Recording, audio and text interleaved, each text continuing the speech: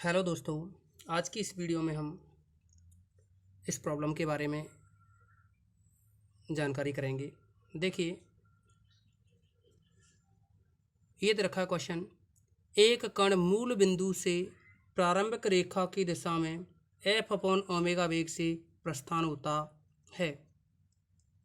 F upon omega वेग से प्रस्थान होता है तथा मूल बिंदु के सापेक्ष अचर कोणीय वेग ओमेगा एवं अचर ऋणात्मक अरीय त्वरण माइनस एफ से चलता है। देखिए, प्रारंभ में कितने वेग से प्रस्थान हो रहा है? एक कण मूल बिंदु से प्रारंभिक रेखा की दिशा में यानी अरीय दिशा में कितने वेग से? एफ अपॉन ओमेगा वेग से प्रारंभिक रेखा की दिशा में। आप इसे प्रारंभिक रेखा की दिशा में अरीय दिशा कह सकते हो। स्टार्टिंग में उसने कहा है कि देखिए t इक्वल टू 0 पर आर की जो वैल्यू है वो है 0 दे रखी है, लेकिन स्टार्टिंग में जैसे ही कण चलेगा तो आर डॉट यानी अरीय वेग जो होगा वो है आपसे कहा है कि प्रारंभिक रेखा की दिशा में एफ अपॉन ओमेगा वेग से प्रस्थान होता है। यानी स्टार्टिंग में जो वेग है प्रारंभिक रेखा की दिशा में वह है एफ अपॉन ओमेगा है। मूल बिंदु से प्रारंभिक रेखा की दिशा एक तरह से अरीय दिशा ही होती है। तो स्टार्टिंग में t इक्वल टू 0 पे आर 0 और आर डॉट है वो क्या है? F upon omega. और ये कहा है फिर तथा मूल बिंदु के सापेक्ष कोणीय वेग ओमेगा, अचर कोणीय वेग यानी कोणीय वेग जो D theta upon D T होता है। तो देखो, हम कंडीशनों को साथ के साथ सॉल्व करते हुए चल रहे हैं। देखिए, ये दे रखा है आपके लिए स्टार्टिंग में t इक्वल टू 0 पर r इक्वल टू 0 और r dot equal to F upon omega. कुछ स्टूडेंट ये सोच रहे होंगे आर 0, आर की वैल्यू 0 है तो R dot F upon omega क्यों है? अरे भाई, डिस्टेंस है वो 0 हो सकती है, लेकिन वेलोसिटी है स्टार्टिंग में वो 0 हो जरूरी थोड़ा ही है। किसी कण को फेंकने के लिए कुछ ना कुछ वेग तो होना चाहिए ना, तो वही वेग है ये प्रारंभिक रेखा की दिशा में। और ये दे रखा है अचर कोणीय वेग ओमेगा, यानी कोणीय वेग कितना है? कोणीय वेग जिसे थीटा डॉट कह दें या D theta upon D T कह दें वो है ओमेगा। तथा अचर ऋणात्मक अरीय त्वरण माइनस एफ है। अरीय त्वरण क्या होता है? R double dot minus r theta dot square, r double dot minus r theta dot square वह दे रखा है अरीय त्वरण माइनस एफ, और वो भी क्या है? कांस्टेंट है। यानी ओमेगा और एफ दोनों क्या है? कांस्टेंट हैं। देखिए, थीटा डॉट की वैल्यू अगर हम ओमेगा कम में लें यहाँ, तो थीटा डॉट की वैल्यू हमने ओमेगा लिख दी, तो ये r double dot minus r omega square equal to minus F. आगे हमसे क्या पूछा है? सिद्ध करो कि अरीय वेग की दर यानी अरीय वेग जो आर डॉट होता है, आर डॉट यानी अरीय वेग जो आर डॉट होता है उसकी जो दर निकालेंगे, दर बोलें तो टाइम के रेस्पेक्ट में डेरिवेटिव, वह सिद्ध करो कि अरीय वेग की दर कभी भी धनात्मक नहीं होती, यानी पॉजिटिव नहीं आएगी, हमेशा क्या आएगी? नेगेटिव में आएगी। किंतु उसकी जो लिमिट है वह क्या है? 0 की ओर अग्रसर होती है। यानी अरीय वेग है जो D R upon D T यानी D upon D T R dot है वह क्या है? कभी भी पॉजिटिव नहीं होगा, लेकिन 0 की ओर जरूर अग्रसर हो जाएगा। यानी इसकी जो वैल्यू है वह 0 जरूर हो सकती है, लेकिन पॉजिटिव कभी नहीं होगी। यह भी सिद्ध करो कि पथ का समीकरण ये है। देखिए, जब भी हम पथ का समीकरण निकालें तो हमें टाइम जो टी होता है उसको एलिमिनेट करना होता है, यानी समय का विलोपन करना होता है। तो अब देखेंगे आप लोग, आर डबल डॉट को D two R upon D T square लिख सकते हैं, minus omega square R equal में माइनस एफ, इसको इक्वेशन ए डाल दिया। और देखिए, आप इसको सॉल्व करने के लिए जो अब बीएससी पार्ट सेकंड ईयर में डिफरेंशियल इक्वेशन में कैलकुलेशन करते थे, तो सेम वही ऑक्सिलरी इक्वेशन निकालेंगे और पूरक फलन निकालेंगे, जिसको सी एफ से व्यक्त करते हैं, कॉम्प्लीमेंट्री फंक्शन कहें, और एक पर्टिकुलर इंटीग्रेशन निकालेंगे यानी विशिष्ट समाकल, तो इनकी ज़रूरत पड़ेगी। अब देखिए, और कुछ फॉर्मूले भी होते हैं वहाँ। तो देखें, अगर हम डी अपॉन डी टी को कैपिटल डी लें तो यहाँ से आर को तो बाहर रखा, D two upon D T square minus omega square, R बाहर किया माइनस एफ, और फिर यानी यहाँ से हमने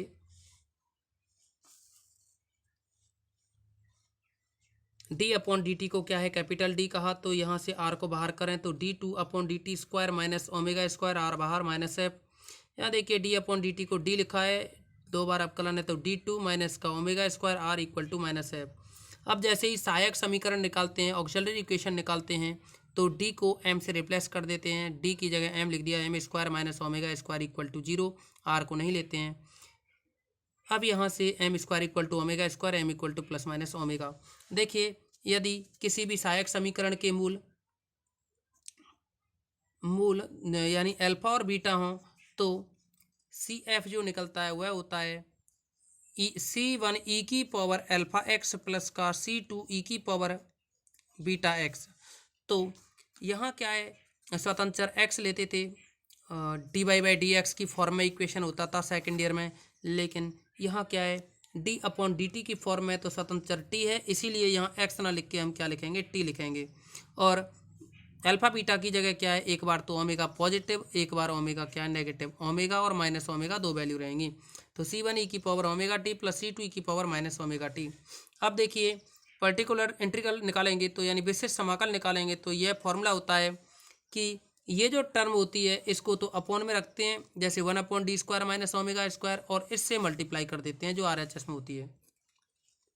अब क्योंकि माइनस एफ है वो कांस्टेंट है तो माइनस एफ को बाहर रखा, 1 upon D square minus omega square लिखा, और कुछ नहीं है तो यहाँ ई की पावर 0 टी मान सकते हैं, क्योंकि ई की पावर 0 इंटू टी है तो ई की पावर 0 इंटू टी करेंगे तो 0 ही आएगा, और ई की पावर 0 होगा 1, यानी ये टोटल जो वैल्यू है वो क्या है 1 है।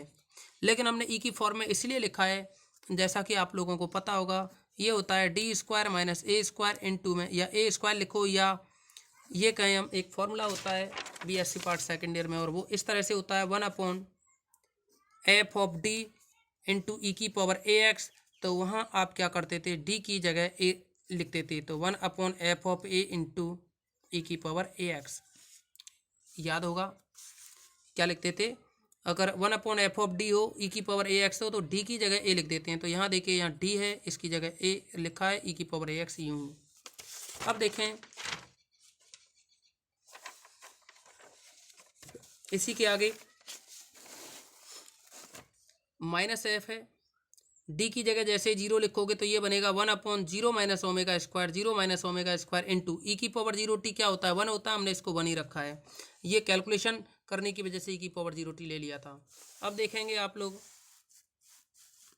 यह बना माइनस एफ और ये माइनस ओमेगा स्क्वायर, तो माइनस माइनस प्लस होगा तो ऊपर बचेगा एफ, या एक और स्टेप बढ़ा दिया हमने, माइनस एफ और ये 1 upon minus omega square minus minus plus F upon omega square आया।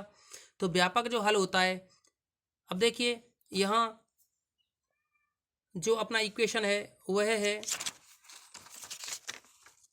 यानी यहाँ जो इक्वेशन है वह बना हुआ है आर की फॉर्म में।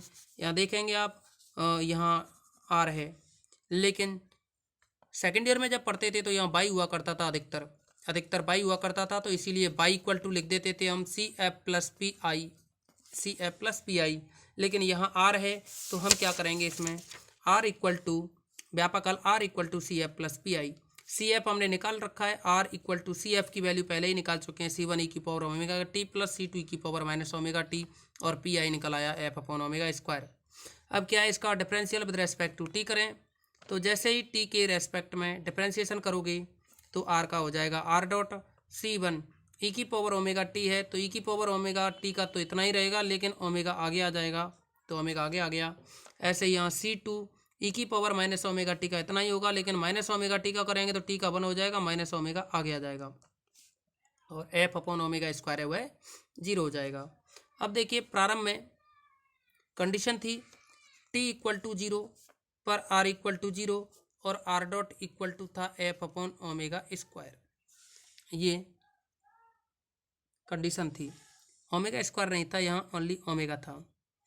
अब देखिए कंडीशन लगाएंगे टी इक्वल टू 0 पर आर इक्वल टू 0, तो देखिए इस समीकरण 1 में क्या बनेगा, आर इक्वल टू 0 रखा, टी इक्वल टू 0 रखोगे तो ई की पावर 0 बनेगा, ई की पावर 0 1 होगा, तो यहाँ रहा ये C1 यानी C1 और ई की पावर 0 बना ये प्लस C2, यहाँ भी टी की जगह 0 लिखोगे तो ई की पावर 0, यानी यही रहेगा ई की power 0 plus F upon omega square.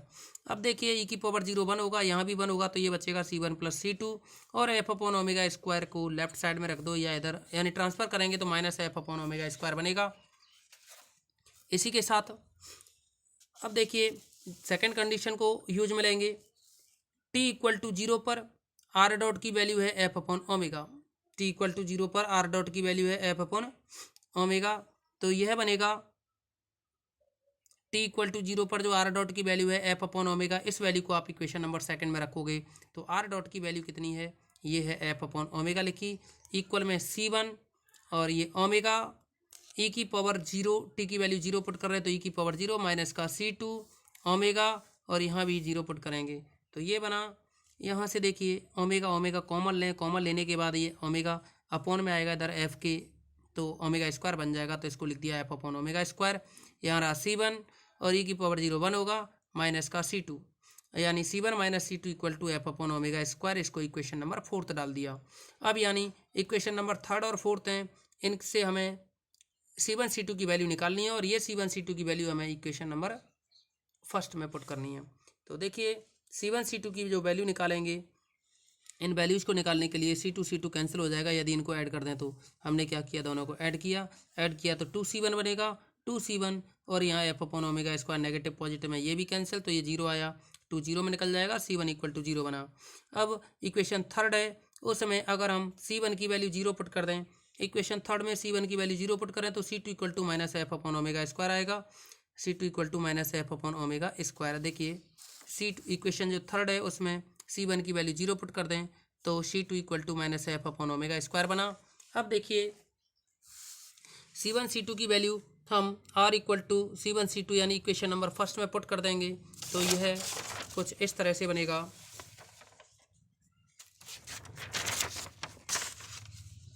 देखिए C1 की वैल्यू जीरो थी, यानी यहाँ जो ये R है इसमें C1 की वैल्यू जीरो पुट करेंगे तो ये तो हट जाएगी। ये C2 की जो वैल्यू निकली थी, C2 की वैल्यू आई थी minus F upon omega square, तो C2 की value minus F upon omega square रखी इस फर्स्ट इक्वेशन में, और C2 की value minus F upon omega square E की power minus omega T plus F upon omega square, इसको भी लिख दिया। अब देखिए हमने क्या किया, इसमें ओमेगा स्क्वायर से मल्टीप्लाई किया तो आर के साथ में ओमेगा स्क्वायर और ये बनेगा माइनस एफ ई की power minus omega T plus का एफ। फिर यहाँ से एफ दोनों में से कॉमन लिया तो एफ यहाँ है तो कॉमन लेने के बाद एक बचेगा और माइनस का ई की पावर माइनस ओमेगा टी। लेकिन देखिए इसको इक्वेशन नंबर फिफ्थ डाल दिया, यही यहाँ कहीं, यानी ये जो है आपसे प्रूव करवाया है कि पथ ये होगा, तो ये तो एक तो हो गया पार्ट, लेकिन अभी कुछ और भी है, दूसरे पार्ट के बारे में और बात कर रहे हैं। तो देखिए आपको दे रखा है कोणीय वेग D theta upon D T omega दे रखा है, तो D theta equal to omega D T आएगा, दोनों साइड इंटीग्रेशन किया, डी थीटा का थीटा हो जाएगा और ओमेगा डी टी तो डी टी का टी हो जाएगा इंटीग्रेशन, प्लस का कांस्टेंट C3 ले लो या कांस्टेंट C लिख दो। अब देखिए इनिशियली कंडीशन यानी स्टार्टिंग में t इक्वल टू जीरो पर, t इक्वल टू जीरो पर ये एक्स अक्ष है, ये मूल बिंदु है। अब देखिए t इक्वल टू जीरो पर कण ने कोई भी डायरेक्शन यानी कोई भी एंगल नहीं बनाया। स्टार्टिंग में जो कण है मान लीजिए P पॉइंट पे है तो ये बिल्कुल भी मूव नहीं किया, तो यानी ये जो एंगल है, ये एंगल अगर ये जो कण है P पॉइंट यहाँ आ जाता तो ये एंगल कुछ बनता, लेकिन जब P पॉइंट बिल्कुल गया ही नहीं है, t इक्वल टू जीरो पे यानी स्टार्टिंग की बात कर रहे हैं, तो एंगल है वह क्या रहेगा, जीरो रहेगा। तो देखिए स्टार्टिंग में t इक्वल टू जीरो पर initially t equal to zero, तब थीटा इक्वल टू जीरो, तो देखिए यहाँ t इक्वल टू जीरो रखोगे, थीटा जीरो रखोगे तो C3 की वैल्यू जीरो आ जाएगी, तो ये बन जाएगा, यानी C3 जीरो रख दिया यहाँ तो theta equal to omega T बनेगा।